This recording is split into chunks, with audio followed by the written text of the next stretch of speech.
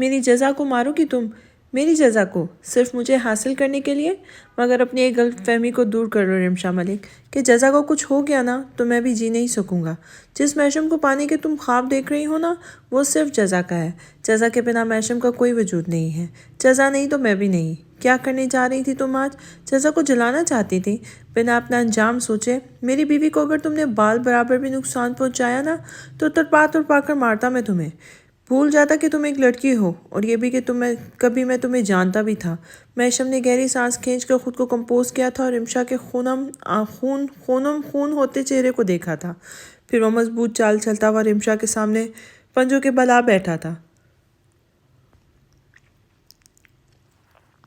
لڑکی ہونے کے ناطے میں تمہارے ساتھ ایسا سلوک نہیں کرنا چاہتا تھا رمشا، تم پر ہاتھ نہیں اٹھانا چاہتا تھا، مگر تم نے مجھے مجبور کر دیا اور تم پر ہاتھ اٹھانے کا بھی مجھے بالکل افسوس بھی نہیں ہے۔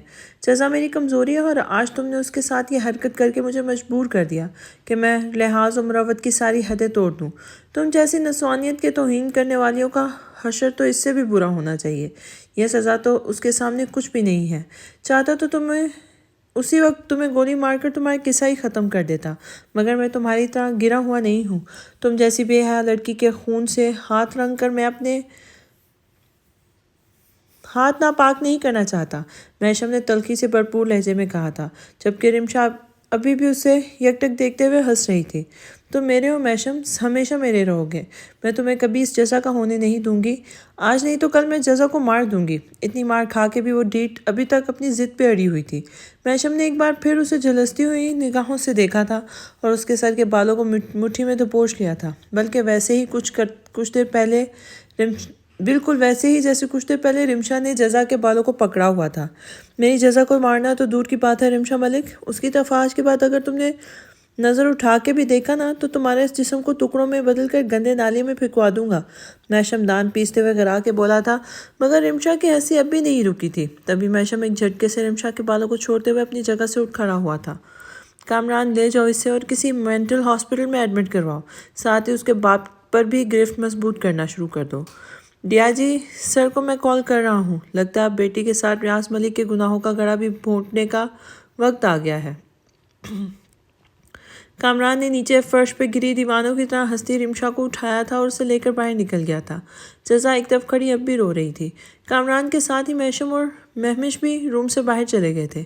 محشم نے اب سب سے پہلے ڈی آئی جی ضیاء صاحب کو کال کر کے ساری بات بتائی تاکہ ریاض ملک جب تک کوئی ایکشن لے اس سے پہلے ہی ڈی آئی جی صاحب دونوں باپ بیٹی پر گرفت کس لیں۔ اس سے بات کر کے مہمش کی طرف پلٹا تھا، بھائی میں جا رہا ہوں، بھابھی کا خیال رکھیے گا، وہ بہت ڈری ہوئی ہیں۔ مہمش کو اپنا وہاں رکنا بے معنی سا لگا تھا، تبھی وہ محشم کے کندھے پہ ہاتھ رکھتا وہ بولا تھا، میں کن لفظوں میں تمہیں سراہوں میری جان، اگر آج تم اس لڑکی پر نظر نہیں رکھتے تو میری جزا۔ مہمش آواز بھرانے کی وجہ سے بولتے بولتے اچانک چپ ہو گیا تھا اور مہمش فوراً بھائی کے گلے لگ گیا تھا۔ کم آن بھائی، آپ یہ سب کہہ کر مجھے ہرٹ مت کریں، اگر آپ ہمارے لیے ڈیڈ کی جگہ ہیں تو بھابھی بھی ہمارے لیے مما کی طرح محترم ہیں، اور کوئی بھی اولاد اپنے ماں باپ پر مصیبت آتی دیکھ کر خاموشی سے بیٹھ کر تماشا نہیں دیکھتی۔ آپ اندر جائیں اور بھابھی کا دھیان اس طرف بٹائیں، باقی میں کامران سے کہہ دوں گا کہ ہاسپٹل میں بھی اس رمشا کو پولیس کی کڑی نگرانی میں رکھوائیں۔ مہمش نے محشم کے کندھے پر تسلی آمیز انداز میں ہاتھ رکھا تھا۔ محشم اس بات میں سر ہلاتا ہوا اندر کی طرف بڑھ گیا تھا اور مہمش پلٹ کر نیچے کامران کے پاس چلا گیا تھا جو رمشا کو نیچے موجود پولیس جیپ میں لیے مینٹل ہاسپٹل جا رہا تھا۔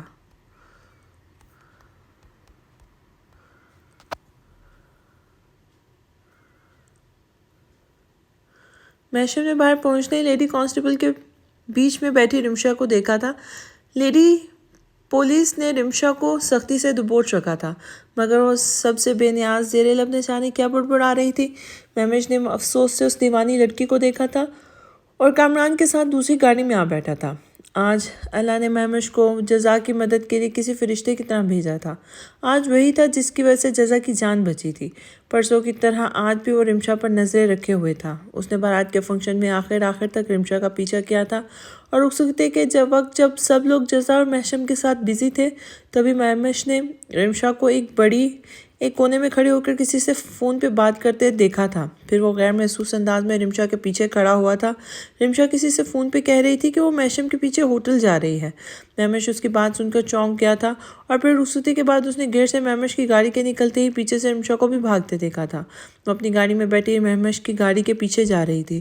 تبھی مہمش نے کامران کو ڈھونڈ کر پوری بات بتائی تھی اور کامران بھی فوراً ہی مہمش کے ساتھ سارے انتظامات کرتے ہوئے ہوٹل پہنچا تھا۔ مہمش نے رستے سے ہی کافی بار میشم کا فون ٹرائی کیا تھا، مگر پہلے فون ناٹ ریچیبل تھا اور پھر مسلسل بزی آنے لگا تھا۔ وہ جب مہمش ہوٹل پہنچا تو میشم الگ تھلگ سے بنے سویٹ کے لمبے سے کوریڈور میں نیچے ہی ٹہلتا ہوا فون پہ کسی سے باتیں کرتا مل گیا تھا۔ مہمش کو دیکھ کر حیران ہوا تھا، مگر جب مہمش نے میشم کو ساری بات بتائی تو ایک پل کو تو میشم کو بھی جیسے یقین نہیں آیا تھا۔ وہ میشم کو سمجھانے لگا تھا کہ شاید اسے کوئی غلط فہمی ہوئی ہے، کیونکہ اس نے رمشا کیا کسی کو بھی گاڑی خود کو فالو کرتے نہیں دیکھا تھا۔ مگر تبھی اوپر روم کا دروازہ کھلا ہونے کی وجہ سے انہیں جزا کی زوردار چیخ کی آواز سنائی دی تھی۔ تو مہمش اور کامران کے ساتھ دیوانہ وار بھاگتا ہوا اوپر پہنچا تھا، اور یوں مہمش کی سمجھداری اور ذہانت کی وجہ سے انہوں نے آج بروقت جزا کو بچا لیا تھا۔ آج کا دن رمشا کا دن تھا۔ اسے مہمش اور جزا کی ساری حقیقت پتہ چل چکی تھی۔ آج سے پہلے وہ اس سوچ کر ہی مر رہی تھی کہ جو محبت، جو پیار، جو توجہ اور چاہت اسے مہمش سے پانے کی متمنی تھی، اب وہی پیار، وہی چاہت، وہی توجہ جزا کی ہو چکی تھی۔ میشم نے جزا کو اپنی زندگی میں وہ جگہ دے ڈالی تھی جو رمشا کی تھی۔ میشم نے کسی اور کو اپنی زندگی میں شامل کر کے جیسے رمشا کو کھڑے قد سے منہ کے بل زمین پہ گرا دیا تھا۔ رمشا کا پورا وجود درد کی شدت سے تڑپ کر رہ گیا تھا۔ دل بری طرح ٹوٹ کر بکھر گیا تھا۔ وہ جب میشم کو جزا کے ساتھ سوچتی، اذیت کا ایک شدید احساس اس کے پورے جسم میں پھیل جاتا تھا۔ میشم اب اس کا نہیں رہا تھا۔ اس نے تو ہمیشہ میشم کو اپنے ساتھ ہی تصور کیا تھا، مگر یہ اچانک کیا ہو گیا تھا؟ میشم اس سے دور ہو گیا تھا۔ اب وہ جزا کا تھا، اس کے دل پر، اس کے جسم پر، اس کی روح پر اب صرف اور صرف جزا کا اختیار ہوگا۔ اس سوچ سے ہی وہ پاگل ہو کے اٹھتی تھی کہ کیسا ہوتا ہوگا وہ لمحہ جب میشم اپنی خوبصورت قاتل آنکھوں میں محبت سے مو کر جزا کو دیکھتا ہوگا، اسے چھوتا ہوگا، پیار کرتا ہوگا۔ جن باہوں میں ٹوٹ کر بکھرنے کے خواب اس نے دیکھے تھے، اب انہی باہوں کے حصار میں جزا نے اپنی جگہ بنا لی تھی۔ بس یہی آ کر رمشا جیسے پاگل ہو کے اٹھتی تھی، کیونکہ میشم پر جزا کا نہیں، اس کا حق تھا۔ میشم اس جزا کی نہیں، رمشا ملک کی ملکیت تھا، اور اب اسی میشم کو جزا کے ساتھ تصور کرنا رمشا کے لیے سہانے روح بنا ہوا تھا۔ مگر آج جو کچھ اس نے میشم اور جزا کی زبانی سنا تھا، وہ اسے خوشی سے پاگل کرنے کو کافی تھا۔ اس کے دل کے اندر جلتی آگ کو جیسے کسی نے پانی ڈال کر بجھا دیا تھا۔ اسے یہ سن کر کتنی ہی دیر کمینی سی خوشی محسوس ہوتی رہی تھی کہ میشم اور جزا کے بیچ ابھی تک میاں بیوی والا کوئی تعلق ہی نہیں تھا۔ میشم ابھی تک جزا سے دور تھا، اسی بات نے رمشا کو سرشار کر دیا تھا۔ لیکن آج ان دونوں کی شادی تھی، آج میشم اور جزا ہمیشہ کے لیے ایک دوسرے کے ہونے والے تھے، اسی لیے رمشا کو جو کچھ کرنا تھا آج ہی کرنا تھا۔ تبھی میشم کے ہال سے نکلتے ہی وہ اس کی گاڑی کے پیچھے پیچھے ہی اس کے سویٹ تک آئی تھی۔ پرائیویسی کی وجہ سے سویٹ میں بس 2 سے 3 لوگوں کی ہی ڈیوٹی موجود تھی، اس لیے جب رمشا وہاں پہنچی تو اس نے جزا اور میشم کو اوپر سیڑھیاں چڑھتے روم میں جاتے دیکھا تھا۔ تبھی اس نے کمال پھرتی کے ساتھ سویٹ میں موجود ایک سرونٹ کو پکڑا اور اپنے پرس سے نوٹوں کی ایک موٹی گڈی نکال کے اسے تھمائی تھی۔ سرونٹ کے منہ میں اتنے سارے پیسے دیکھ کر منہ میں پانی بھر آیا تھا۔ رمشا نے اسی سرونٹ کو اپنے ساتھ میں لایا تھا اور بنا ٹائم ویسٹ کیے باقی کے 2 لوگوں کو بھی منہ بند رکھنے کی وارننگ کے ساتھ کافی سارے پیسے دے کر وہاں سے بھگا دیا تھا۔ پیسوں کے سوا بھی اپنے باپ کے عہدے کا روب ڈال کر اس نے اپنا کام بآسانی کروا لیا تھا، اور پھر پھرتی سے ایک نمبر پر میسج کر کے پہلے والے سرونٹ کے ساتھ اوپر پہنچ گئی تھی۔ میسج کے رپلائی میں اسے بتایا گیا تھا کہ 10 منٹ کے اندر میشم روم سے باہر ہوگا۔ اس کی پلاننگ فل پروف تھی۔ اس نے میرج ہال سے ہی اپنے ساتھ ملے ہوئے ریاض ملک کے ایک بندے کو کال کر کے اپنی پوری پلاننگ سمجھا دی تھی۔ وہ میشم کا ایک سینئر آفیسر تھا، مگر ریاض ملک کی طرح ہی بھیگا ہوا تھا۔ تنخواہ سرکار سے لیتا تھا اور نوکری دوسروں کی کرتا تھا۔ اس آفیسر کو رمشا نے اچھی طرح سمجھا دیا تھا کہ وہ میشم کو کم سے کم آدھے سے پونے گھنٹے تک کال پر اپنے ساتھ الجھائے رکھے تاکہ رمشا اطمینان سے اپنا کام مکمل کر سکے۔ اب بس رمشا کو انتظار تھا اس کال کا جو وہ میشم کو کرتا تاکہ میشم جلد سے جلد روم سے باہر نکل کر آئے اور پیچھے سے وہ اپنا کام کر کے نکل جائے۔ اس لیے وہ میشم کے روم کے سامنے کافی فاصلے پر بنے دوسرے خالی پڑے روم میں چھپ گئی تھی جسے اس کے ساتھ آئے ملازم نے ہی رمشا کے لیے کھولا تھا۔ رمشا اندھیرے روم میں پڑے روم کی ذرا سی کھڑکی کھولے سامنے میشم کے روم کی طرف دیکھ رہی تھی۔ وہ میشم کو کال پہ بزی کروا کر موقع ملتے ہی جھٹ سے اس کے روم میں گھس جانا چاہتی تھی اور پھر اسے زیادہ انتظار نہیں کرنا پڑا۔ 10 منٹ سے پہلے ہی میشم روم سے نکلتا دکھائی دیا تھا۔ رمشا خوشی سے کھل اٹھی تھی۔ اسے شاید جزا کی بدقسمتی تھی یا رمشا کا گڈ لک کہ میشم جو فون سننے آیا تھا نہ صرف باہر آیا تھا بلکہ یہاں بھی سگنل نہ ہونے کی وجہ سے آواز بار بار کٹنے پر اسے کال سننے نیچے جانا پڑا تھا اور یوں رمشا کا رستہ آسان تر ہو گیا تھا۔ میشم جیسے ہی سیڑھیوں سے نیچے اترا تھا اسی وقت دوسرے روم میں چھپی ہوئی رمشا باہر نکل کر میشم کے روم کی طرف بھاگی تھی اور نہایت جارحانہ انداز میں دروازہ کھول کر اندر داخل ہوتے ہوئے جزا پر جھپٹ پڑی تھی۔ اس نے کافی زیادہ وقت جزا سے باتیں کرتے برباد کر دیا تھا۔ اگر اسے ذرا بھی اندازہ ہوتا کہ مہوش اس کے تعاقب میں ہے تو وہ کمرے میں جاتے ہی جزا پہ ایسڈ پھینک دیتی، اس کا قصہ تمام کر دیتی، مگر شاید رمشا کی بدبختی نے اسے آواز دے ڈالی تھی جو مہوش اس کے پیچھے پیچھے ہوٹل تک چلا آیا تھا اور جزا کو نقصان پہنچانے سے پہلے ہی وہ پکڑی گئی تھی۔ یوں جزا کو رمشا نامی نفسیاتی لڑکی سے نجات مل گئی تھی۔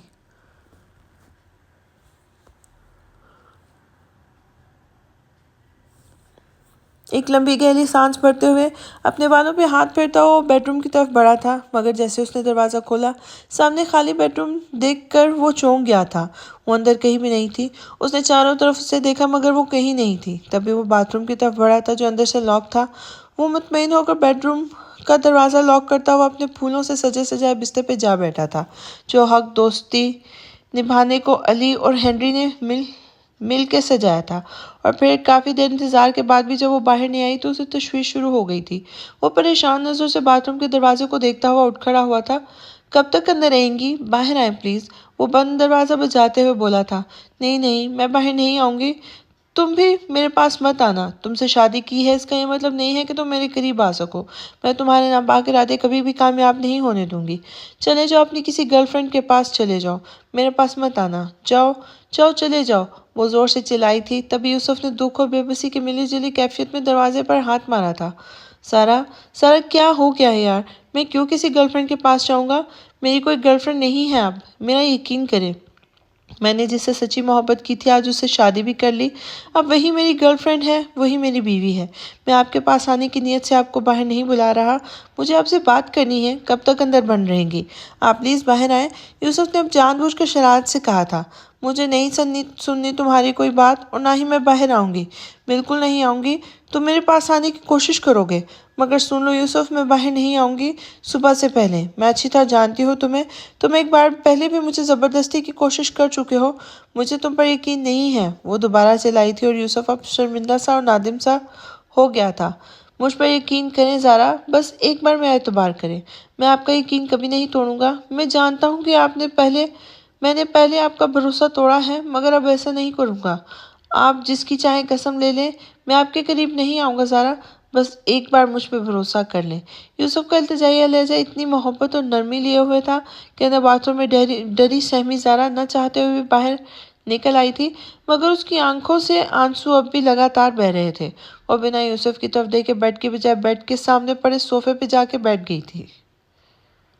تب یوسف بھی شکر کے سانس لیتے سامنے سکڑ کر سمٹ کر بیٹھی اپنی بیوی کے پاس آیا تھا، مگر اسے اپنے پاس آتا دیکھتے ہی صحیح وہ بری طرح اچھل پڑی تھی اور تو اسی سے صوفے کے دوسری کونے پہ جا بیٹھی تھی۔ آنکھوں سے بہتے آنسو میں شدت آ گئی تھی۔ یوسف کے دل پر جیسے گھونسا سا پڑا تھا، وہ تڑپ کر زارا کی طرف بڑھا تھا۔ آپ مجھ سے کیوں ڈر رہی ہیں زارا؟ یوسف نے زارا کے پیچھے بیٹھتے ہوئے پوچھا تھا، مگر اس بار کوئی بھی جواب نہ دیے بنا خوفزدہ نظروں سے یوسف کو دیکھتے ہوئے بس گھٹ گھٹ کر روتی جا رہی تھی۔ زارا یوں بے اعتباری سے میری طرف مت دیکھیں، پلیز روئیں مت اس طرح، پلیز زارا مجھے بے اعتباری کی مار نہ ماریں۔ میں مانتا ہوں میں آپ کے ساتھ غلط کر چکا ہوں، آپ مجھ جیسے اچھے مجھے اچھا انسان نہیں سمجھتی۔ آپ کی نظر میں رائن ایک بھٹکا ہوا شرابی اور زانی شخص ہوں، مگر زارا اب میں رائن نہیں ہوں، یوسف ہوں۔ یوسف چاہے ایک اچھا انسان ہو نہ ہو، ایک اچھا مسلمان ہو نہ ہو، مگر لٹیرا ہرگز نہیں ہے۔ آپ میری محبت ہیں، میرا عشق ہے۔ آج میں نے اللہ اور اس کے رسول کو گواہ بنا کر آپ کو اپنی زندگی میں شامل کیا ہے، اپنی عزت بنایا ہے، پھر یہ بے اعتباری کیسی؟ کیا آپ کی خواہش کے بنا آپ کے قریب نہیں آؤں گا؟ میں آپ کی خواہش کے بغیر آپ کے قریب نہیں آؤں گا۔ بس مجھ پہ اعتبار کریں۔ یوں خوفزدہ ہو کر مجھے میری ہی نظروں میں مت گرائیں۔ یوسف نے آگے بڑھ کر زارا کے چہرے پر بہتے آنسو کو صاف کرنا چاہا، مگر پھر رک گیا تھا، کیونکہ اسے پتا تھا کہ زارا ایک دم اس پر یقین نہیں کرے گی۔ اسے زارا کا یقین اپنے عمل سے جیتنا تھا، نہ کہ لفظوں سے۔ تبھی وہ دوبارہ اٹھ کے بیڈ کی طرف بڑھا تھا اور بیڈ کے سائڈ ٹیبل سے ٹیشو باکس اٹھا لایا تھا۔ پھر اس نے روتے ہوئے زارا کی طرف مسکرا کر ٹیشو بڑھائے تھے۔ زارا نے چونک کر اس کو دیکھا تھا اور یوسف کے ہاتھ سے ٹیشو باکس لے لیا تھا۔ یوسف مسکراتا ہوا دوبارہ بیڈ کی طرف بڑھا تھا اور ایک تکیہ اٹھا کر دوبارہ صوفے کی طرف چلا آیا تھا۔ ایکچولی زارا، میں دوسرے روم میں بھی چلا تو جاؤں، مگر میرے اس روم جیسا کمفرٹ مجھے کہیں نہیں ملتا۔ آپ کو بھی وہاں شفٹ نہیں کر سکتا؟ بہت زیادہ سردی ہے آج۔ وہ روم کافی سرد رہتا ہے۔ وہاں کا ہیٹر خراب ہے۔ کل صبح میں سب سے پہلا کام ہی وہ ہیٹر سے ہی کروانے کا کروں گا، اس لیے بس آج کی رات ایڈجسٹ کر لیں۔ آپ سامنے بیڈ پہ سوئیں، میں یہاں صوفے پہ سو جاؤں گا۔ یوسف بولتا ہوا دوبارہ بیڈ کی طرف بڑھا تھا اور بیڈ پہ بکھرے سارے پھول سمیٹ کر زارا کو اشارے سے بیڈ پہ لیٹنے کو کہا تھا۔ یہاں آ کر سو جائے زارا، یوسف نے گمسم بیٹھی زارا سے کہا تو زارا نے شدت سے نفی میں سر ہلا دیا تھا۔ میں یہاں نہیں، اس دوسرے بیڈ روم میں سوؤں گی یوسف۔ زارا کی لرزتی ہوئی آواز سن کر یوسف اس کی طرف دیکھے بغیر پھر قطعیت سے بولا، نہیں، آپ وہاں نہیں سوئیں گی زارا، وہاں بہت ٹھنڈ ہے۔ آپ یہیں سوئیں گی، میں وہاں چلا جاتا ہوں۔ یوسف مایوسی سے بولتا ہوا روم سے باہر نکل گیا تھا اور زارا نے جلدی سے اٹھ کے دروازہ لاک کر لیا تھا۔ دوسرے بیڈ روم میں جاتے ہی یوسف نے ایک بار پھر نظر پلٹ کر زارا کے بیڈ روم کی طرف دیکھا تھا اور نفی میں سر ہلاتا ہوا بیڈ پہ جا بیٹھا تھا۔ ٹھیک ہی تو ہے، زارا بھی اپنی جگہ ٹھیک ہی ہیں، کیونکہ میں نے کوئی نیک کام نہیں کیا جس کو بنیاد بنا کر وہ مجھ پہ بھروسہ کریں، مگر اب کیا کروں نہ کروں سب سے پہلے زارا کا بھروسہ جیتوں گا، تاکہ وہ مجھے لٹیری کے بجائے محافظ سمجھے۔ ہاں، میں زارا کا شوہر بعد میں، پہلے اس کا دوست بنوں گا، وہ دوست جسے وہ پہلے دن یونیورسٹی میں ملی تھی۔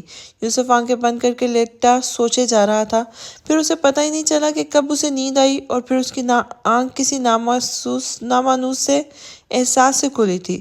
کچھ عجیب سا احساس تھا۔ یوسف نے نیند سے بوجھل آنکھوں سے چاروں طرف دیکھا تھا، تب کسی نے زور سے دروازہ دھڑدھڑایا تھا۔ زارا! یوسف نے دروازے کی طرف دیکھتے ہوئے سوچا اور جلدی سے آگے بڑھ کر دروازہ کھولا تھا۔ سامنے دروازے کے باہر ایک گھبرائی ہوئی سی زارا کھڑی تھی۔ یوسف، باہر دروازے پہ کوئی ہے، بہت دیر سے دروازہ بج رہا ہے، زارا نے یوسف کو بتایا تھا۔ تبھی وہ اس بات میں سر ہلاتے ہوئے دروازے کی طرف بڑھا تھا۔ زارا بھی اس کے پیچھے ہی دروازے تک گئی تھی اور پھر جیسے ہی یوسف نے دروازہ کھولا، کوئی تیزی سے یوسف کو ایک طرف دھکیل کر چیل کی طرح زارا پر حملہ آور ہوا تھا۔ آنے والی ہستی نے اچانک زارا پر حملہ کیا تھا۔ زارا کے منہ پر پڑنے والا تھپڑ اتنی زوردار اور اچانک تھا کہ اس نے زارا کو سنبھلنے کا موقع ہی نہیں دیا تھا، اور پھر اس سے پہلے کہ وہ لڑکھڑا کر نیچے جا گرتی تو مضبوط ہاتھوں نے لپک کے اسے سہارا دیا تھا۔ یہ دو ہاتھ یوسف کے تھے۔ مما، یہ کیا کر رہی ہیں آپ؟ یوسف زارا اور اپنی ماں کے بیچ دیوار کی طرح کھڑا ہوا تھا اور زور سے دھاڑ کر بولا تھا، جبکہ اس کی ماں شعلے برساتی نگاہوں سے یہ زارا کو گھورنے لگی تھی۔ ایک مسلم لڑکے سے شادی کر لی تم نے رائن، یہ لوگ تمہارے ڈیڈ کے خونی ہیں۔ رسن کو انہیں ٹیررسٹ نے مارا تھا، میرے شوہر کے قاتل ہیں یہ مسلم لوگ۔ تمہیں منع کیا تھا نا میں نے، جانتے ہو لوگوں کو پتہ چل گیا تو ہماری کیا عزت رہ جائے گی ہماری کمیونٹی میں۔ تم رسن اینڈرسن کے بیٹے ہو رائن، کوئی عام شخص نہیں ہو۔ تمہیں اگر یہ اتنی ہی پسند تھی تو اسے کچھ دن ایسے ہی رکھ لیتے، اپنے ساتھ انجوائے کرتے، لیکن شادی کی کیا ضرورت تھی؟ پہلے بھی تو تم ہر پسند آنے والے لڑکی کے ساتھ ایسے ہی کرتے تھے، تو اب تو تم نے کسی سے شادی نہیں کی، پھر اس سے شادی کی کیا ضرورت تھی؟ یوسف کی ماں نان سٹاپ بول رہی تھی اور ایک بار پھر یوسف زور سے چیخا تھا، اوف ممی خاموش ہو جائیں، اگر آپ کی جگہ کوئی اور ہوتا تو میں ابھی تک اس کا منہ توڑ چکا ہوتا۔ یوسف پہلے تو ماں کی چنگاڑتی آواز پر بمشکل خود کو کنٹرول کر رہا تھا، مگر ان کی آخری بات پر وہ لب بری طرح بڑک کر چیخ اٹھا تھا۔ زارا یوسف کا بازو تھامے اس کے پیچھے چھپی تھی۔ اس وقت وہ یوسف سے ڈرنا بھی بھول گئی تھی، کیونکہ اسے یوسف کی ماں سے خوف آ رہا تھا جو بیٹے پر بری طرح چیخ رہی تھی۔ مگر اب یوسف کی چیختی آواز سن کر وہ زور سے اچھل پڑی تھی۔ وہ اس سچویشن سے خوفزدہ ہو گئی تھی اور یہی بات یوسف نے بھی فوراً محسوس کر لی تھی۔ تبھی وہ خود کو کنٹرول کرنے کے لیے گہرے گہرے سانس لینے لگا تھا اور پھر خود کو کمپوز کرتے ہوئے بالوں میں ہاتھ پھیر کر زارا کی طرف پلٹا تھا۔ زارا مائی لو، ڈرے مت، میں بس ممی کو سمجھا رہا ہوں، آپ پریشان مت ہو، اندر جا کے لیٹ جائیں، میں ان سے بات کر کے آتا ہوں۔ اینڈ سوری، ممی نے آپ پہ ہاتھ اٹھایا، زور سے لگی ہے کیا؟ دکھائیں مجھے۔ اوہ، گال ریڈ ہو گیا ہے۔ یوسف نے تفکر سے اسے دیکھتے ہوئے زارا کے بائیں گال پر ہاتھ رکھا تھا اور اپنی ماں پر ایک نظر ڈالتا ہوا زارا کو لے کر اندر بیڈ روم میں چلا گیا تھا۔ بیٹے کا اپنی بیوی کے ساتھ لگاوٹ کا یہ مظاہرہ یوسف کی ماں کو ایک آنکھ نہیں بھایا تھا۔ اسے اندر کہاں لے کر جا رہے ہو تم؟ اسے اندر نہیں، باہر بھیجو رائن، یہ لڑکی یہاں رہنے کے قابل نہیں ہے۔ Hey you bloody terrorist, get lost from my house, I say out. یوسف کی ماں نے آگے بڑھ کر زارا کا ہاتھ پکڑ کر کھینچنا چاہا تھا، مگر یوسف سرعت سے پلٹ کر پھر زارا کے سامنے آ کھڑا ہوا تھا۔ نو زارا وونٹ گو اینی ویئر، انہیں دوبارہ گھر سے نکالنے کی کوشش مت کیجیے گا ممی۔ یوسف نے ماں کو شہادت کی انگلی دکھاتے ہوئے وارن کیا تھا۔ اس بار اس کی آواز دھیمی ضرور تھی، مگر آنکھوں سے نکلتی آگ اور اٹل لہجے نے اس کی ماں کو زارا کے پاس پہنچنے سے باز رکھا تھا۔ یوسف دوبارہ ڈری ہوئی زارا کی آنکھوں میں دیکھتے ہوئے اسے تسلی دیتا اندر لے گیا تھا اور اسے بیڈ پہ لٹاتے ہوئے ڈریسنگ سے ٹیلکم پاؤڈر لا کر زارا کے چہرے پر لگایا تھا۔ زارا میری جان، میں ممی کی طرف سے آپ سے معافی مانگتا ہوں، انہیں بھی اب پتہ نہیں ہے کہ آپ میرے لیے کیا معنی رکھتی ہیں۔ وہ شاید میری پچھلی زندگی کو سامنے رکھتے ہوئے آپ کو صرف میری دل لگی کا سامان سمجھ رہی ہیں، مگر انہیں نہیں پتا کہ آپ یوسف کا عشق ہیں۔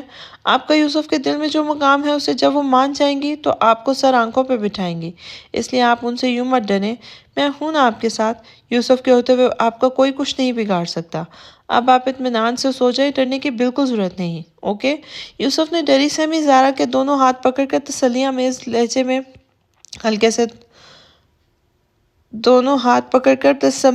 آمیز انداز میں ہلکے سے دبائے تھے اور اسے سینے تک موٹا بلینکٹ اڑا دیا تھا۔ زارا اس وقت یوسف کی ماں سے اتنا ڈر رہی تھی کہ اس نے فوراً اس بات میں سہ لایا تھا اور جلدی سے آنکھیں موند گئی تھی۔ یوسف اس کی معصومیت پر دھیرے سے مسکرایا تھا اور اس نے سائیڈ ٹیبل لیمپ بند کرتے ہوئے بلینکٹ کا ایک کونا اٹھا کر چوما تھا۔ یہ اس کا فیورٹ بلینکٹ تھا جس سے آج یہ شرف حاصل ہوا تھا کہ اس کی زارا نے اس بلینکٹ کو اوڑھا تھا۔ اس بلینکٹ میں زارا کی خوشبو بس گئی تھی اور یوسف نے سوچ لیا تھا کہ کل وہ اپنی بلینکٹ زارا سے لے کر ضرور استعمال کرے گا۔ اس نے دھیرے سے اٹھ کر بیڈ روم سے باہر جاتے ہوئے اچھی طرح دروازہ لاک کیا تھا اور اپنی ماں کے سامنے جا کے کھڑا ہوا تھا۔ اب بات کریں ممی مجھ سے، یہ کیا کر رہی تھی آپ میری بیوی کو میرے سامنے ہی میرے گھر سے نکال رہی تھی، اس سے پہلے آپ نے ان پر ہاتھ بھی اٹھایا۔ آپ نے میری زارا پر ہاتھ اٹھا کر اچھا نہیں کیا ممی، ایجوکیٹڈ ہو کر بھی مجھے آپ سے ایسی چھوٹی حرکت کی امید نہیں تھی۔ آپ کو مجھ سے شکایت تھی تو مجھ سے بات کرتی، مجھے مارتی، مگر میری زارا کو مارنے کی کیا ضرورت تھی؟ جانتی ہیں وہ کتنا ڈر گئی ہے آپ سے؟ آپ میری ماں ہیں، میرے لیے محترم ہیں، اس لیے آپ اپنے سامنے زارا کو مار کھاتے دیکھ کر بھی میں خاموش رہا۔ بٹ آئی سویئر ممی، آپ کی جگہ کوئی اور ہوتا تو میں اس کا ہاتھ کاٹ چکا ہوتا۔ آپ میری ماں ہیں اور اس کا یہ مطلب نہیں ہے کہ آپ میری زارا کے ساتھ جو دل چاہے گا سلوک کریں گی۔ آگے سے دھیان رکھیے گا کہ میری بیوی پر غلطی سے بھی ہاتھ اٹھانے کی غلطی نہ ہو۔ زارا میری بیوی نہیں، میری زندگی ہے۔ آج کے بعد ان کے ساتھ آپ کا ایسا رویہ میں برداشت نہیں کروں گا۔ ان سے جب بات کریں عزت سے کریں، ان کو بے عزت کرنے کا آپ کو کوئی حق نہیں۔ آج یوسف کا لہجہ بار بار اس کی ماں کو بتا رہا تھا کہ زارا واقعی کوئی عام لڑکی نہیں تھی۔ بیٹے کے تیور دیکھ کر سمجھ تو وہ بہت پہلے گئی تھی کہ زارا اس کے لیے کتنی اہم ہے، مگر پھر بھی انہوں نے ہار نہیں مانی تھی۔ وہ مسلم لڑکی ہے رائن، یہ لوگ ٹیررسٹ ہوتے ہیں۔ یوسف کی ماں نے وہی رونا دوبارہ رویا تھا۔ کیسی لاجیکل بات کر رہی ہیں آپ ممی؟ کس نے کہہ دیا آپ سے کہ مسلم ٹیررسٹ ہوتے ہیں؟ آپ جانتی ہیں کیا مسلمانوں کے بارے میں؟ آپ کیا جانے کہ دین اسلام امن کا پیغام دیتا ہے، جنگ کا نہیں۔ اگر مسلمان ٹیررسٹ ہوتے تو عراق کے اس عظیم حکمران کو امریکی حکومت کے ناحق پھانسی دینے کے بعد آپ کا ملک صفحہ ہستی سے مٹ چکا ہوتا۔ اس دنیا میں مسلمان قوم واحد ایسی قوم ہے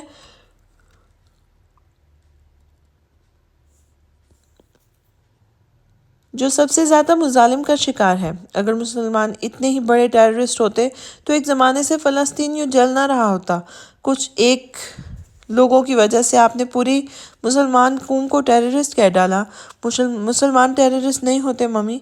دین اسلام بہت پیارا مذہب ہے اور مجھے فخر ہے کہ اللہ نے مجھے دین اسلام میں داخل ہونے کی توفیق دی ہے۔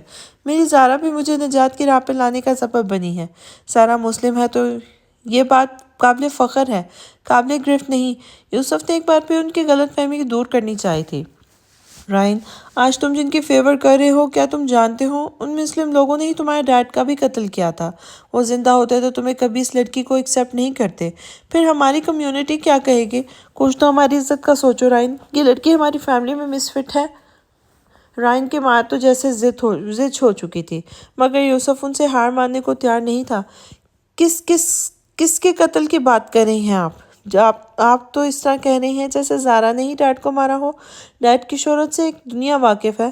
وہ اگر دہشت گردوں کے ہاتھوں نہیں مرتے تو ان کی اپنی جماعت اور بزنس میں ان کے اتنے دشمن پیدا ہو گئے تھے کہ وہی کبھی نہ کبھی انہیں مار ڈالتے، اور ڈیڈ زندہ ہوتے میری اور زارا کی شادی کو مانتے یا نہ مانتے، مجھے تب بھی کوئی فرق نہیں پڑتا تھا۔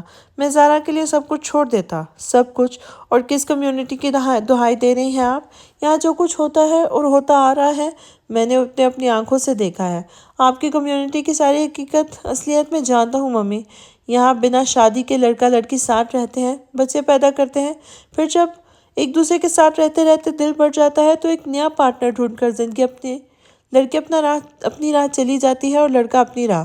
پھر ان کی اولادیں بھی جو کچھ ماں باپ کو کرتے دیکھتی ہیں وہی خود کرتی ہیں، اور یوں یہ گھٹیا ٹرینڈ ایک کے بعد ایک آگے تک منتقل ہوتا رہتا ہے۔ بے حیائی کے کھلے مظاہرے، قدم قدم پر فحاشی، عریانی اور عورت کی تذلیل، یہ ہے آپ کی کمیونٹی کا حصہ، آپ کی ویلیوز۔ شاز ہی یہاں کوئی ایسا جوڑا آپ کو نظر آئے گا جو شادی کے بندھن میں بندھا ہوگا، اور جو بندھے ہوتے ہیں ان کی شادیاں ہر دوسرے روز ایسے ٹوٹتی ہیں جیسے شادی بیاہ نہ ہوا گڈے گڈی کا کھیل ہو گیا۔ خود آپ اپنی لائف کو دیکھیں۔ آپ نے ڈیڈ سے شادی تب کی تھی جب میں کیٹی اور رینا 5 سال کے ہو چکے تھے۔ ہم نے بچپن سے آپ لوگوں کا لائف سٹائل دیکھا تھا اور افسوس کہ ہم بھی اس ڈگر پر چڑھ نکلے۔ میں اپنی گرل فرینڈ کے ساتھ آزادانہ اپنے گھر اپنا روم شیئر کرتا ہوں۔ رینا اور کیٹی اپنے بوائے فرینڈز کے ساتھ ان کے گھروں میں رہتی ہیں۔ کیا تب آپ کو اپنی کمیونٹی کا خیال نہیں آیا کہ ہم لوگ جو کر رہے ہیں اسے دیکھ کر لوگ کیا کہیں گے؟ آج میں زارا کو عزت کے ساتھ اپنی لائف میں شامل کیا ہے، ان سے شادی کی ہے، تو آپ کو کمیونٹی یاد آ رہی ہے؟ واہ ممی، کیا معیار ہے آپ کا! میں جب تک لڑکیوں کے ساتھ بنا شادی کے یہاں اس فلیٹ میں دنوں وقت گزارتا تھا تب آپ نے کچھ نہیں کہا، ایک بار بھی مجھ سے آگے نہیں پوچھا کہ میں کسی لڑکی کی عزت کیوں برباد کر رہا ہوں۔ اور آج جب میں عزت کی زندگی گزارنا شروع کرنے جا رہا ہوں تب آپ کو اپنی کمیونٹی اور ان کے قوانین یاد آ رہے ہیں۔ آپ نے کبھی میری بدکاریوں پر مجھ سے سوال نہیں کیا، مگر آج ایک نیک کام کرنے جا رہا ہوں تو آپ مجھ سے تفتیش کرنے چلی آئی ہیں۔ لیکن ہاں، ایک بات آپ نے بالکل صحیح کہی، ہم جیسے گندگی میں رہنے والے کیڑوں کے بیچ ذرا مس فٹ ہیں، اس لیے میں انہیں اس جگہ رہنے نہیں دوں گا، انہیں لے جاؤں گا اپنے ساتھ یہاں سے، بہت دور۔ یوسف نے مار کو آئینہ دکھاتے ہوئے آخر میں انہیں جتا بھی دیا تھا کہ وہ بیوی کے ساتھ ان کے بیچ نہیں رہے گا۔ یوسف کی ماں ان کی بات سن کر لاجواب ہو گئی تھی، مگر پھر بھی انہوں نے ایک بار پھر ڈٹائی کا مظاہرہ کرتے ہوئے یوسف پر چڑھائی کر دی تھی۔ ہاں ہاں، ہم گندگی کے کیڑے ہیں، چلے جانا تم اپنی بیوی کو لے کر یہاں سے، مگر یاد رکھنا رائن، ایک دن تم بھی پچھتاؤ گے، بری طرح پچھتاؤ گے، کیونکہ پیٹر ہمیشہ زمین پر پنپتا پھلتا پھولتا کیونکہ پیڑ ہمیشہ اسی زمین پر پنپتا پھولتا اور پھولتا ہے جہاں اس کی جڑیں ہوتی ہیں۔ تم یہاں سے جانا چاہتے ہو تو چلے جانا، مگر لوٹ کر تم واپس یہیں آؤ گے، یہ یاد رکھنا۔ یوسف کی ماں ایک بار پھر غصے سے بھڑک کر بولی تھی۔ یوسف نے تعصب سے اپنی ماں کو دیکھا تھا، جو اب اچانک بیٹے کے پاس آ کے کھڑی ہوئی تھی، اور ان کے چہرے کے تاثرات بھی بدل گئے تھے۔ یہ لڑکی تمہارے لیے پرفیکٹ نہیں ہے رائن۔ تم اس لڑکی کے ساتھ سیٹل ہونے کی سوچ رہے ہو جسے اس کی فیملی بھی اچھا نہیں سمجھتی۔ مجھے کیٹی نے سب بتا دیا ہے۔ اس لڑکی کا ریپ ہو چکا ہے رائن۔ یہ ایک یوزڈ لڑکی ہے۔ تمہیں اس سے اچھی اور ایک سے بڑھ کے ایک لڑکی مل جائے گی۔ رائن مائی ہنی، مائی پور بیبی، چھوڑو اس لڑکی کو۔ میں تم سے پرومس کرتی ہوں میں اپنے حصے کے شیئرز بھی تمہارے نام کر دوں گی۔ بس مجھے اس مسلم گرل سے نفرت ہے، اسے چھوڑ دو۔ یوسف کی ماں نے اپنی ٹون بدل لی تھی۔ اب وہ یوسف کو لالچ دے رہی تھی، جبکہ سامنے کھڑے یوسف تعصب سے اپنی ویل ایجوکیٹڈ ماں کو دیکھ رہا تھا، جو اندر سے وہی ٹپیکل جذباتی عورت تھی۔ زارا ہی میرے لیے پرفیکٹ لڑکی ہے ممی، کیونکہ انہیں اللہ نے میرے لیے ذریعہ بنایا ہے۔ اگر زارا کا ریپ ہو چکا ہے تو بھی میں اب تک نہ جانے کتنی لڑکیوں کے ساتھ ناجائز تعلقات استوار کر چکا ہوں۔ میں بھی ایک یوزڈ مرد ہوں جس نے نہ جانے کتنی ہی لڑکیوں کی زندگی برباد کی ہے۔ زارا کے ساتھ جو ہوا اس میں ان کی مرضی شامل نہیں تھی، پھر بھی انہیں آپ سب نے ایسا سمجھ لیا جیسے وہ کوئی ناپاک چیز ہو۔ آپ سب ان سے نارمل زندگی جینے کا حق بھی چھین لینا چاہتے ہیں، مگر میں نے آج تک جو گناہ کیے ہیں اپنی رضا اور رغبت سے کیے ہیں۔ میں نے کتنی ہی لڑکیوں کو زارا جیسی حالت میں تنہا کر کے چھوڑ دیا۔ تب آپ کو یاد نہیں آیا کہ میرا بیٹا کسی لڑکی کو یوز کر کے چھوڑ چکا ہے؟ اس طرح کے دورے معیار بنانے والے آپ جیسے لوگ کیوں نہیں سمجھتے کہ مرد و زن دونوں کو قدرت نے ایک ہی اصول کے ساتھ پیدا کیا ہے؟ دنیا کے ہر خطے میں خطہ وار ہمیشہ عورت کو کیوں قرار دیا جاتا ہے؟ دبایا کچلا عورت ہی کو کیوں جاتا ہے؟ کیا عزت سے جینے کا حق عورت کے پاس موجود نہیں ہے؟ آپ تو خود اتنے لبرل ہیں، پھر آپ کو زارا کے ریپ سے اتنا ایشو کیوں ہے؟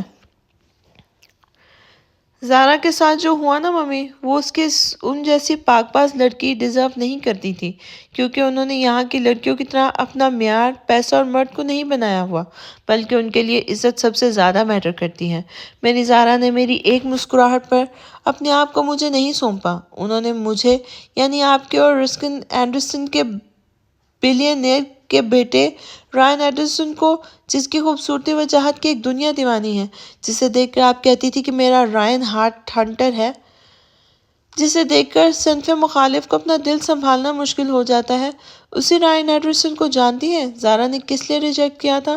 انہوں نے مجھے عزت کے لیے ریجیکٹ کیا تھا، انہوں نے مجھے اپنے دین کے لیے ریجیکٹ کیا تھا۔ ان کے لیے رائن ایڈرسن کی بے تحاشا خوبصورتی اور دولت کوئی معنی نہیں رکھتی تھی، ان کے لیے معنی رکھتا تھا ایک باایمان مومن مسلمان، پھر چاہے وہ رائن ایڈرسن کی طرح بے تحاشا خوبصورت اور دولت مند نہ ہو۔ اتنے بڑے فیصلے لینے کے لیے مضبوطی اور حوصلے کی ضرورت ہوتی ہے ممی۔ آپ پیسے کے لیے لڑکیاں کیا کچھ نہیں کرتی ہیں، مگر میری زارا کے لیے سب کچھ معنی نہیں رکھتا۔ آپ جو بڑے دھڑلے سے یہاں کھڑے ہو کر بول رہی ہیں نا کہ زارا تمہارے لائق نہیں ہے، تو آج اچھی طرح سن لے زارا میرے لیے نہیں بلکہ میں زارا کے لائق نہیں ہوں، کیونکہ زارا کے ساتھ جو کچھ ہوا ان کی مرضی سے نہیں ہوا، مگر میں نے جن لڑکیوں کو روز اپنے بستر کی زینت بنایا تھا ان میں 100% میری مرضی شامل تھی۔ بہت بڑا فرق ہے ممی، بہت بڑا۔ زارا کو زبردستی کیچڑ میں دھکیل کے ان کے اجلے کردار کو داغدار کیا گیا ہے۔ میں اپنی مرضی سے کیچڑ میں اترا تھا۔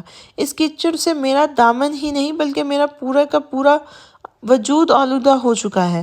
سر سے لے کے پاؤں تک میں اس کیچڑ سے سنا ہوا ہوں، اور یہ میری خود خوش قسمتی ہے کہ مجھ جیسے شخص کو زارا نے قبول کر لیا۔ تب یوسف نے اپنی طویل بات ختم کر کے اپنی ماں کے دھواں ہوتے چہرے کو دیکھا، اور پھر اس کے کانوں میں مولانا صاحب کی آواز گونجی تھی۔ تبھی اس نے نرمی سے ماں کو کندھے سے تھام کر صوفے پر لا بٹھایا تھا اور خود ان کی گود میں سر رکھ کے نیچے بیٹھ گیا تھا۔ اس کی ماں نے حیرت سے اپنے بیٹے کو دیکھا تھا۔ ممی، زارا میری زندگی ہے، میں اس کے بنا مر جاؤں گا، پلیز میرے لیے اسے قبول کر لیں۔ میں نے ان کے بابا کے سامنے ہاتھ جوڑ کر ان سے رو رو کر زارا کو مانگا ہے۔ پلیز ممی، آپ ان کے لیے اپنے دل میں میل مت رکھیں، وہ بہت اچھی ہیں، آپ نے ابھی تک انہیں سمجھا نہیں، جانا نہیں۔ ممی، میرے لیے، اپنے بیٹے کے لیے بس ایک بار زارا کو اپنا مان کر دیکھیں، وہ آپ کے لیے کیٹی اور رینا سے کم ثابت نہیں ہوگی۔ یوسف نے لجاجت سے کہا تھا، تبھی اس کی ماں نے جیسے ہار مانتے ہوئے اس کے بالوں پہ ہاتھ پھیرا تھا۔ رائن مائی بیبی، تم بچپن سے بہت ضدی ہو، اپنی بات ہمیشہ منوا کر رہتے ہو، ماں کو تو ہر بات کے لیے آسانی سے راضی کر لیتے ہو، مگر مجھے اپنی شادی میں بھی نہیں بلایا۔ یوسف کی ماں نے شکوہ کیا تھا، آپ کو بلاتا تاکہ آپ اس طرح زارا پہ حملہ کرتی۔ ویسے اب آپ کا رائن یوسف بن چکا ہے اور بقول آپ کے مسلم ٹیررسٹ ہوتے ہیں، تو آپ اپنے ٹیررسٹ بیٹے کی شادی میں کیسے آتی؟ یوسف نے شرارت سے سر اٹھا کر ماں کو دیکھا تھا۔ رائن، تم نے ٹھیک نہیں کیا، تم یسوع کے گناہ گار ہو چکے ہو۔ میں تو ماں ہوں تمہاری، تمہیں معاف کر دوں گی، مگر یسوع تمہیں معاف نہیں کرے گا۔ یوسف کی ماں مایوسی سے بولی تھی، مگر ایسا کیسے ہو سکتا ہے ممی؟ جب بچوں کو پیدا کرنے والی ماں اسے بڑی سے بڑی دل آزاری پر معاف کر دیتی ہے، تو پوری دنیا کا خالق کیسے اپنے بندوں کے گناہ دے کر انہیں معاف نہیں کرے گا؟ آپ کو نہیں پتا ممی کہ جس رب کی میں عبادت کرتا ہوں وہ یسوع کا بھی رب ہے اور اپنے بندوں سے 70 ماؤں جتنی محبت کرتا ہے۔ اس لیے میں بس اس دنیا کے آگے اپنے گناہوں کے لیے جواب دہ ہوں، باقی کسی اور کے سامنے نہیں۔ یوسف کے مدلل جواب پر اس کی ماں اس کی صورت دیکھتی رہ گئی تھی۔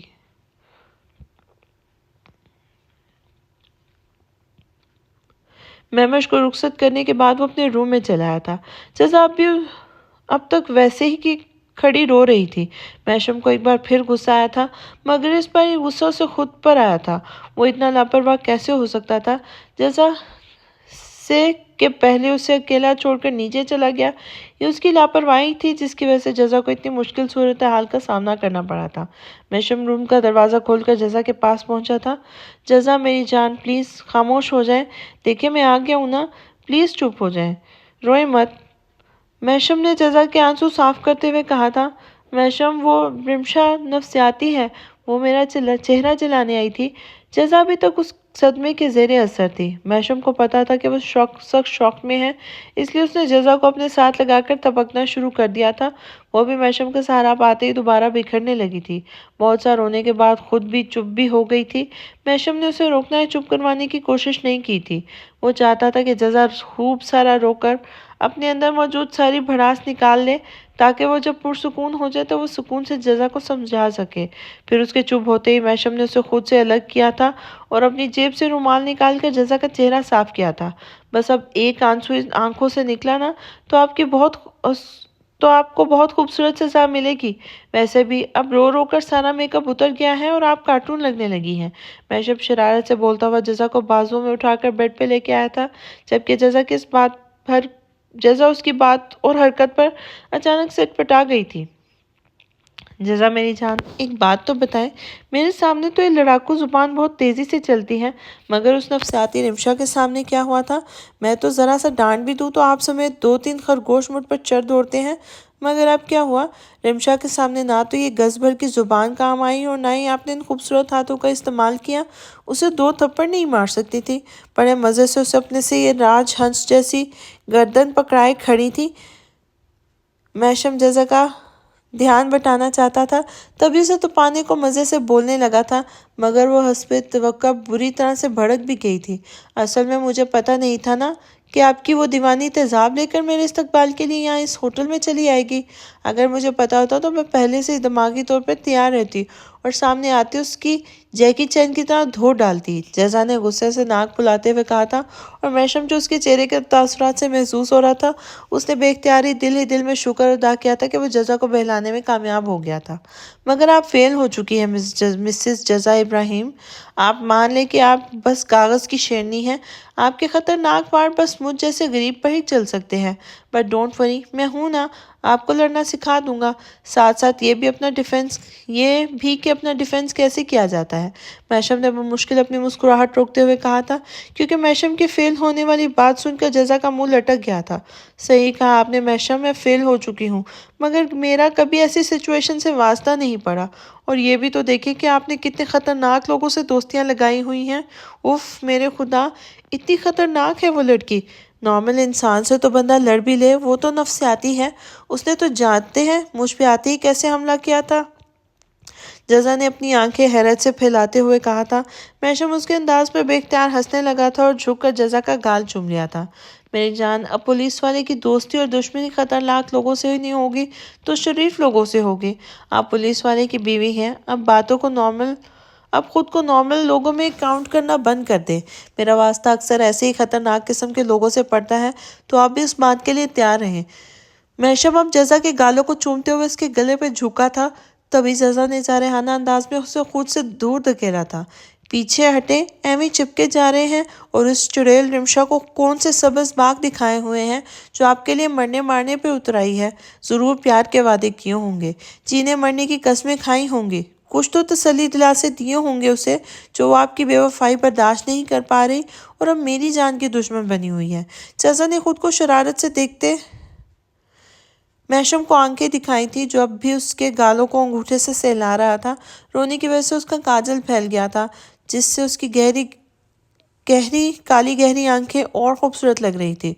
और जजा की नशीली काली गहरी शरबती आंखें देख को बगौर तक रहा था कि जजा की बात सुनकर उसकी हंसी छूट गई थी और उसने जोर से कहका लगाया था। फिर हंसते हंसते आगे बढ़कर जजा की आंखों को चूम लिया था और फिर आंखों पर ही बस नहीं किया था, उसने धीरे धीरे जजा के चेहरे को जा बजा चूमना शुरू कर दिया था, जबकि अब की बार जजा की सचमुच बोलती बंद हो गई थी।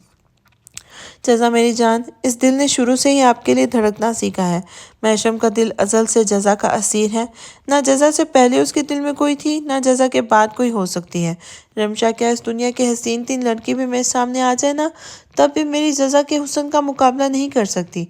महशम जजा का चेहरा हाथों के प्यालों में भरता हुआ उसकी शर्म से लरसती पलकों को देखकर बोला था, और फिर एक बार फिर झुककर उसने जजा की आंखों को चूम लिया था। अगर आज आपको कुछ हो जाता तो मैं वाकई पागल हो जाता जजा। महशम ने जज्बों से कामती आवाज़ के साथ उसके कान में सरगोशी की थी और जजा को अपनी पनाहों में समेट लिया था। जजा ने महशम से दूर होने की कोशिश करते हुए कुछ कहना चाहा, मगर बौखलाहट में उसकी जुबान लफ्ज़ अदा करने से इनकारी हो गई थी। पहले अपनी गर्दन दिखाएं, कहीं लगी तो नहीं। महशम ने जजा के सर पर अटके हुए दुपट्टे से एहतियात के साथ सारी पिनें निकालते हुए दुपट्टा उतार के एक साइड पर रखा था और धीरे धीरे उसके बाल खोल दिए थे, क्योंकि उसका हेयर स्टाइल ख़राब हो चुका था। मगर फिर खुद झुककर जजा ज्वेलरी उतारते हुए उसकी गर्दन का मुआयना किया था। जजा की गर्दन पर दोनों तरफ रिमशा के नाखूनों से खरोंचें पड़ गई थी, साथ ही उंगलियों की सख्त रगड़ से गर्दन की जिल्द लाल हो रही थी। महशम ने नाखूनों की उन खरोंचों को सहलाया था, साथ ही उसकी गर्दन पर झुकते हुए उन चोटों पर अपने लब रख दिए थे। मगर फिर कुछ याद आने पर वो जल्दी से सीधा हुआ था और एक साइड पड़ा दुपट्टा उठाकर उसे उड़ा दिया था। फिर लंबा सा घूंघट निकालकर खुद दरवाजे तक पहुंचकर दरवाजा खोलते हुए बाहर चला आया था, जबकि बेड पर बैठी जजा हैरत और नासमझी से दरवाजे की तरफ देखने लगी थी। और फिर कुछ ही सेकंड के बाद उसने मुस्कुराते हुए महशम को अंदर आते देखा था। उसका दिल बेख्तियार धड़क उठा था। महशम धीरे धीरे चलता हुआ बेड की तरफ आ रहा था। अस्सलाम वालेकुम मिसेस जजा महशम इब्राहिम। महशम ने धीरे से सलाम करते हुए जजा के सामने बैठकर उसका लंबा सा घूंघट उठाया था, जजा के खूबसूरत बालों की लटों को समेटकर कान के पीछे किया था। फिर अपनी शेरवानी के अंदरूनी जेब से छोटा सा बॉक्स निकालकर खोला था, जिसमें नाजुक सी पाजेब का वही सेट था जो महशम ने शादी की शॉपिंग के दौरान जजा और परी से छुपकर खरीदा था। पाजेब का वो सेट इतना खूबसूरत था कि जजा की आंखों में बेख्तियार सताइश उभर आई थी। महशम ने दोनों पाजेब बॉक्स से बाहर निकाल कर एक के बाद एक जजा के खूबसूरत मेहंदी से रचे पैरों में पहना दी थी, और जजा के खूबसूरत कबूतर जैसे सफ़ेद सफ़ेद पैर सच से गए थे। महशम ने उसके पैरों को हाथों से छूकर उसकी नरमाहट को अपनी उंगलियों में महसूस किया था और दोबारा से शरारती नज़रों से जजा को देखा था। आपसे किए वादे को पूरा कर रहा हूँ, रुखसती, घूंघट और अब रुनमाई, महशम ने जजा की तरफ देखते हुए कहा था। तब जजा को उसके अभी बाहर जाकर वापस आने का मतलब समझ में आया था। आई लव यू मिसेस जजा महशम इब्राहिम। लगता है आपके उन खूबसूरत पैरों को देखकर अब मुझे भी वो मशहूर डायलॉग बोलना पड़ेगा, अपने पाँव ज़मीन पर मत उतारिएगा, मैले हो जाएंगे। महशम ने सुकर सिमट कर बैठी जजा के पैरों को छूते हुए बोला था और फिर खुद ही जोर से हंसा था, साथ ही दोबारा से जजा को अपनी तरफ खींचकर उसकी गर्दन पे झुका था। जजा ने आंखें बंद करके नर्वस होते खुद को महशम से एक बार फिर छुड़ाने की कोशिश की थी। महशम प्लीज़, जजा ने खुद पर बादल की तरह छाते हुए महशम से कहा था। जजा प्लीज़, महशम ने भी उसी के स्टाइल में बोलते हुए ज़रा सी गर्दन उठाकर जजा को देखा था और उसकी आंखों में लिखी इल्तिजा वाज़िया थी, جیسے جزا کو ہتھیار ڈالنے پر مجبور کر دیا تھا اور اس کی مزاحمت دم توڑ گئی تھی۔ تبھی وہ شرم سے آنکھیں بند کر کے خاموش ہو گئی تھی اور میشم نے خود سپردگی کے اس انداز پر مسکراتے ہوئے جزا کو اپنی باہوں میں کسی قیمتی متاع کی طرح سمیٹ کر اس کے چہرے پر جا بجا محبت ثبت کرنا شروع کر دی تھی۔ I love you جزا۔ اب میں آپ کو بتاؤں گا کہ میں نے کب کب اور کس کس وقت آپ کی قرب کی شدت سے تمنا کی تھی۔ اس نے جزا کے کان میں سرگوشی کی تھی اور پھر ہاتھ بڑھا کر سائڈ ٹیبل کی لیمپ بند کرتے ہوئے ان پر جھک گیا تھا۔ جزا نے بھی آج خود کو اس شخص کی پناہوں میں اس اطمینان اور سکون کے ساتھ سونپ دیا تھا کہ جو آج 14 سال کے کڑے بن باز کے بعد اتنی ساری آزمائشوں سے گزر کر اللہ نے یہ رات ان دونوں کے ملن کے لیے بنائی تھی۔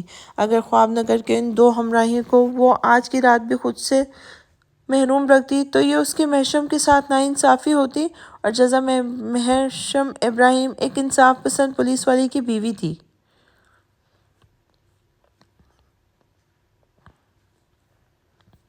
ہیلو، ہاں پری، کیسی ہیں آپ؟ اچھی نہیں ہیں؟ نہیں، آپ تو بہت اچھی ہیں، خوبصورت بلکہ حسین تر ہیں۔ یقین کریں میں اتنی خوبصورت لڑکی آج سے پہلے کبھی نہیں دیکھی۔ مجھے آپ کی گرے آنکھیں بہت پسند ہیں۔ ہیئر؟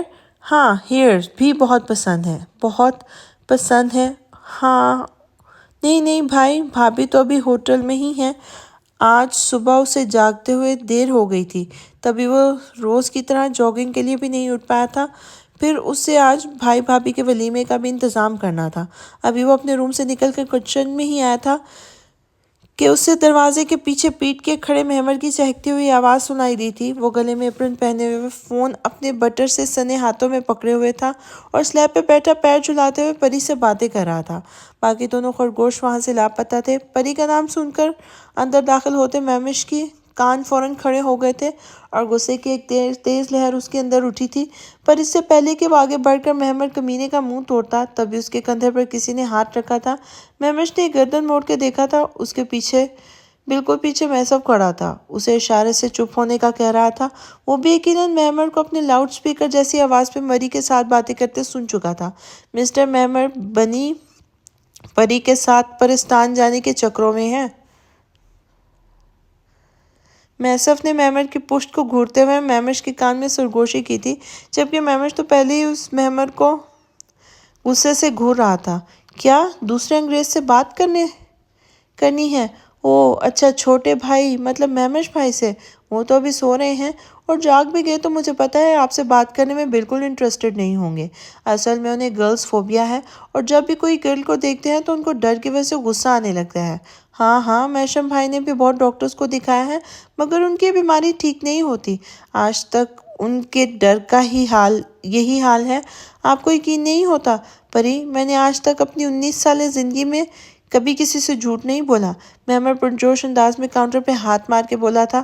ایک لمحے کو اسے اپنے پیچھے سے گلا کھنگھاڑنے کی آواز بھی آئی تھی، مگر وہ اس وقت پری کو یہ یقین دلانے میں بزی تھا کہ وہ جھوٹا نہیں ہے، اس لیے اس کھنگار کو نظر انداز کر گیا تھا۔ پری، میرے اندر اتنی خوبیاں چھپی ہیں کہ آپ جان لیں تو حیرت سے اور بے یقینی سے پگلا جائیں، دیواروں میں سر ماریں، مطلب خوشی سے۔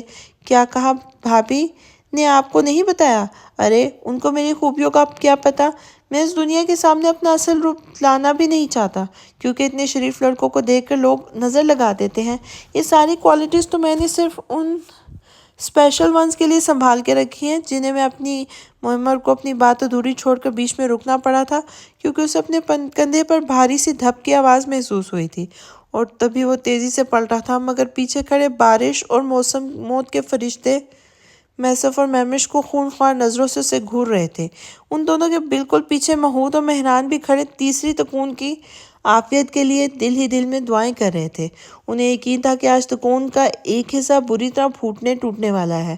کمینے کو پنگے لینے کی عادت بھی تو بہت بری تھی، جبکہ دونوں بھائی بڑے بھائیوں کو دیکھ کر مہمر کی سٹی گم ہو چکی تھی۔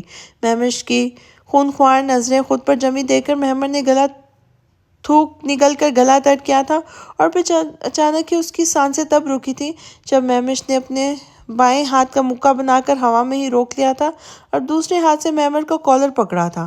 ہاں تو مجھے گرلز فوبیا ہے، ہاں مجھے گرلز کو دیکھ کر ڈر کی وجہ سے غصہ آنے لگتا ہے۔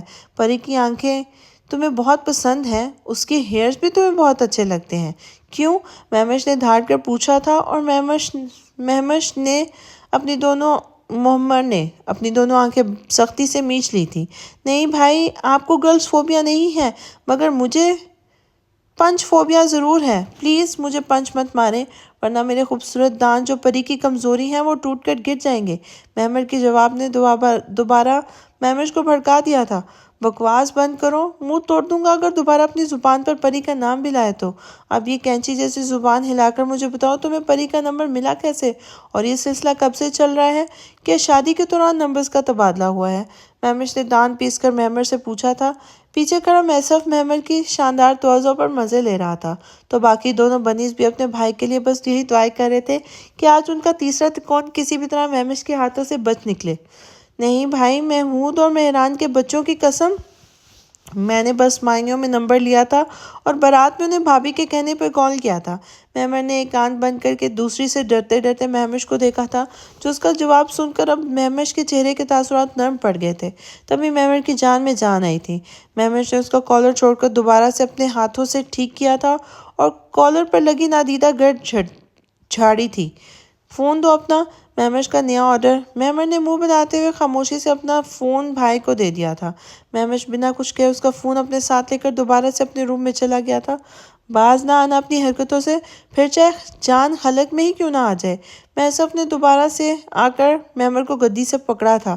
بھائی، سچی میری نیت بالکل صاف اور سچی ہے، میں تو پری کو اپنی 2 نمبر بھابھی بنانا چاہتا ہوں، مطلب محمش بھائی کو بیوی بنانا چاہتا ہوں۔ محمش تڑپ کر بولا تھا، اور میسف نے اسے دیکھ کر تعصب سے نفی میں سر ہلایا تھا۔ وہ سب بات کی باتیں ہیں، مگر تمہیں اندازہ نہ تھا نا کہ وہ محمش کی حرکت سے چڑ جائے گا، تو کیوں لیا تم نے پری کا نمبر؟ تم دونوں بھی بتاؤ کہ کیا تم نے تو یہ حرکت نہیں کی؟ میسف نے محمر سے پوچھتے ہوئے باقی دونوں خرگوشوں سے پوچھا تھا، مگر دونوں نے شد و مت سے نفی میں سر ہلایا تھا۔ سیفی بھائی، آپ کو تو پتہ ہے نا، یہ دونوں تو بہت شریف سیدھے بی بی قسم کے بچے ہیں۔ لڑکی تو دور، یہ تو کسی لڑکے کا نمبر بھی نہیں لے سکتے۔ وہ تو میں ہوں، ہینڈسم، اسمارٹ اینڈ انٹیلیجنٹ محمر، دی لو گرو، جس کی نظریں اور دماغ ان تمام معاملات میں بہت تیز چلتا ہے۔ اس لیے شادی کے دوران ہی میں نے ان ایکس رے فٹڈ آنکھوں سے اپنے محمش بھائی کے دل کا حال جان لیا تھا۔ نا، مجھے ان حادثوں کا اچھا خاصا تجربہ ہے۔ چھوٹے بھائی کو شیطان پری سے عشق والا لو ہو گیا ہے، مگر وہ ہمیں قیامت تک یہ سچ نہیں بتائیں گے۔ ابھی میں نے انہیں روم سے نکلتے ہوئے دیکھ لیا تھا، تو سوچا ذرا اپنے گونگے بھائی کو چھیڑنے کے لیے پری کے ساتھ تھوڑا سا فلرٹ کر لوں، کیونکہ وہ اتنی ساری سچائی اگل ڈالیں۔ اور میرا تجربہ کہتا ہے کہ اپنے محمش بھائی پری کے ساتھ مجھے فلرٹ کرتے دیکھ کر شدید احساس رقابت کا شکار ہو گئے ہیں، اس لیے میرا فون ہتھیا کر لے گئے ہیں پری کا نمبر چرانے۔ اب سامنے سے تو نمبر نہیں مانگ سکتے نا۔ ویسے وہ فون تو لے گئے ہیں، مگر فون دیکھ کر انہیں شاید مایوسی ہوگی، کیونکہ پری کی کوئی کال آئی ہی نہیں تھی اور نہ ان کا نمبر میرے پاس ہے۔ محمر نے تینوں بھائیوں کی طرف جھک کر قدرے رازداری سے بتایا تھا، اور میسف نے بے یقینی سے اس کا چہرہ دیکھا تھا، مگر شرارتی بنی کی آنکھوں میں مچلتی شرارت نے میسف کو بھی مسکرانے پر مجبور کر دیا تھا۔ ڈرامے باز، میسف نے اس کے سر پہ چپک لگاتے ہوئے کہا تھا، اور تبھی محمش نے ایک ہاتھ میں کرکٹ بیٹ تھامے اپنے روم سے برآمد ہوا تھا۔ اس نے بیٹ کو کندھے پہ بندوق کی طرح ٹکا رکھا تھا اور سیدھا کچن میں آیا تھا۔ دونوں خرگوشوں کی نظر اب اس سمیت ان کے بیٹ پر بھی گئی تھی، جو وہ باہر کھسکنے کے چکر میں تھے، مگر محمش نے فوراً ان کا ارادہ بھانپ لیا تھا اور اس کے ایک ہی گھوری پر ان دونوں کو اپنی جگہ فریز کر گئی تھی۔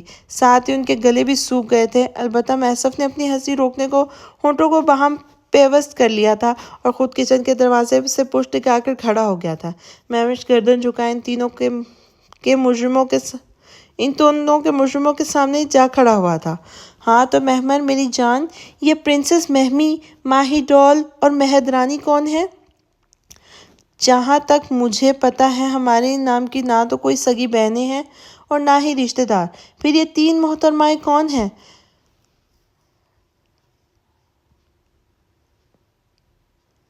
محمش نے اپنے ہاتھ میں تھاما محمر کا فون ان تینوں کے سامنے لہرایا تھا۔ یہ خوبصورت نام سنتے ہی محسب کے منہ سے نکلتا ہنسی کا فوارہ چھوٹ پڑا تھا، ساتھ ہی اسے بے ساختہ تینوں خرگوشوں پہ ترس آیا تھا۔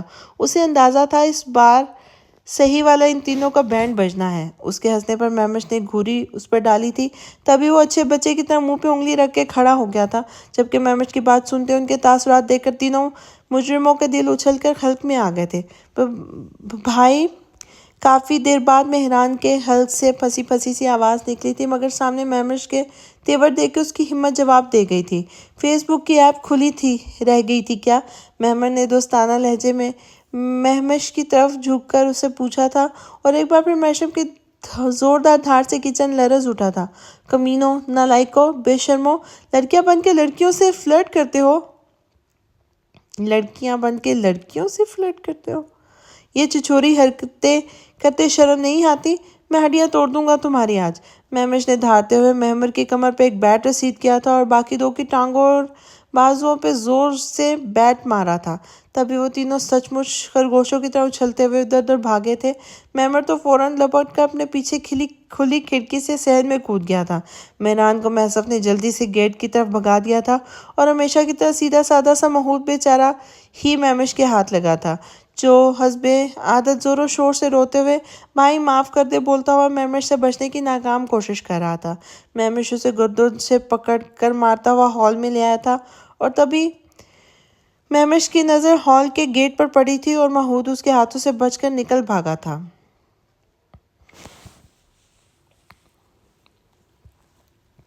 صبح اس کی آنکھ اپنے مخصوص وقت پہ کھلی تھی۔ اپنے بازوؤں میں سوئی ہوئی جزا کو دیکھ کر وہ ایک بار پھر جیسے سرشار سا ہوا تھا۔ ایک لمبے اور جان لیوا انتظار کے بعد آخرکار اسے اس کی جزا مل گئی تھی۔ وہ خواب جو برسوں سے اس کی آنکھیں دیکھتی آئی تھیں، آج سچ ہو گیا تھا۔ اس کی جزا اس کے بازوؤں میں سوئی تھی، اسے سانس سے ہی سرشار کر گئی تھی۔ کیا وہ مہشم کی ملکیت ہے جو پورے 14 سالوں سے اس کی زندگی میں صرف موجود تھی، مگر مہشم اب اسے مکمل حاصل کر لیا تھا۔ گزری رات مہشم اور جزا کے رشتے کے بیچ کی تلخیاں اور بدگمانیاں اور ساری رنجشیں اپنے ساتھ ہی لپیٹ کر لے گئی تھی۔ تبھی مہشم نے آسودگی سے مسکراتے ہوئے جزا کی پیشانی چومی تھی اور اٹھ کر روم کے بائیں طرف دیوار میں نصب الماری کی طرف بڑھا تھا۔ اس کی اور جزا کے سامان سے بھرا ہوا ایک بڑا سا سوٹ کیس محسب کل ہی یہاں رکھ کے جا چکا تھا، اور نہ صرف رکھ چکا تھا بلکہ اس کا سامان بھی اچھی طرح سیٹ کروا گیا تھا۔ تبھی مہشم نے جیسے الماری کھولی تھی، اس کو اور جزا کا سارا سامان نفاست سے الماری میں رکھا ہوا ملا تھا۔ اس کے اور جزا کے کپڑے بھی ایک طرف ہینگ ہوئے لٹکے تھے۔ مہشم کو اپنے بچوں پہ بے ساختہ پیار آیا تھا، جو اس کا خود سے زیادہ خیال رکھتے تھے۔ اس نے مسکراتے ہوئے اپنا ایک کریم کرتا شلوار اور ڈارک براؤن اونی جیکٹ کھینچ کر باہر نکالے تھے، پھر نہانے کے لیے واش روم میں چلا گیا تھا۔ تہجد کا وقت نکلنے لگا تھا، اسے اپنے رب کے حضور شکر کا سجدہ بھی ادا کرنا تھا۔ 10 منٹ بعد نہا کر وہ جیسے ہی باہر آیا تھا، سامنے ہی بیڈ پہ سوئی ہوئی جزا کو دیکھ کے اسے بے ساختہ مسکرایا تھا۔ وہ ابھی تک نہیں جاگی تھی۔ مہشم شرارت سے مسکراتا ہوا جزا کی طرف بڑھا تھا۔ جزا میری جان، تہجد نہیں پڑھنی آپ نے؟ مہشم نے سوئی ہوئی جزا کے بالوں کو سہلاتے ہوئے کہا تھا اور جھک کر پھر اس کے گال کو چوما تھا۔ تبھی جزا نے پٹ سے آنکھیں کھولی تھی اور ایک جھٹکے سے اٹھ کے کھڑی ہوئی تھی۔ تہجد کا وقت ہو گیا مہشم، اتنی جلدی؟ جزا نے حیرت سے پوچھا تھا، پھر مہشم کے جذبے لٹاتی معنی خیز نظروں کو دیکھتے ہوئے جھیم گئی تھی۔ نماز کا وقت ہو رہا ہے۔ مہشم کی نرم گرم نظریں خود پر مرکوز دیکھ کے وہ بوکھلاتے ہوئے بولی تھی، وہی تو میں کہہ رہا ہوں، چلیں نماز پڑھتے ہیں۔ آج آپ کو میں نماز پڑھواتا ہوں۔ ہم دونوں کے لیے شکر کی ساتھ ہے، ایک ساتھ اپنے رب کے حضور سجدہ شکر ادا کریں گے۔ مہشم نے اپنی پیشانی جزا کے پیشانی سے ٹکرائی تھی اور پھر اس کے لمبے کھلے بکھرے بالوں میں ہاتھ پھنسا کر ہلکا سا کھینچتے ہوئے بولا تھا۔ تبھی جزا سٹ پٹاتے ہوئے جلدی سے اسے پیچھے دھکیلتی اٹھ کھڑی ہوئی تھی اور جلدی جلدی الماری سے اپنے کپڑے لیتی باتھ روم کی طرف بھاگی تھی۔ مہشم اس کی بوکھلاہٹ دیکھ کر زور سے ہنسا تھا۔ جلدی آئے گا، آئی ایم ویٹنگ، نماز کا وقت نکل رہا ہے، مہشم نے اسے پیچھے سے آواز دے کر کہا تھا۔ تبھی وہ زور و شور سے اس بات میں سر ہلاتی اندر بھاگی تھی۔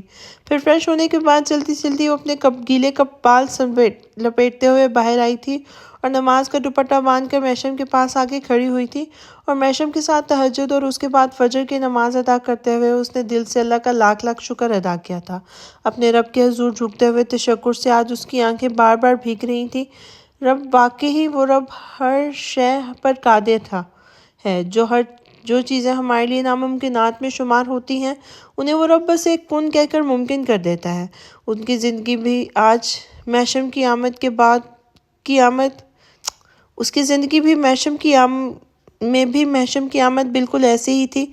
اس رب کی نظر کرم نے ناممکن کو ممکن میں بدل دیا تھا، تو اب اس پر بھی لازم تھا کہ وہ اپنے دل سے اسی رب کے حضور سجدہ ریز ہوتی اور اس کا کروڑہا شکر ادا کرتی۔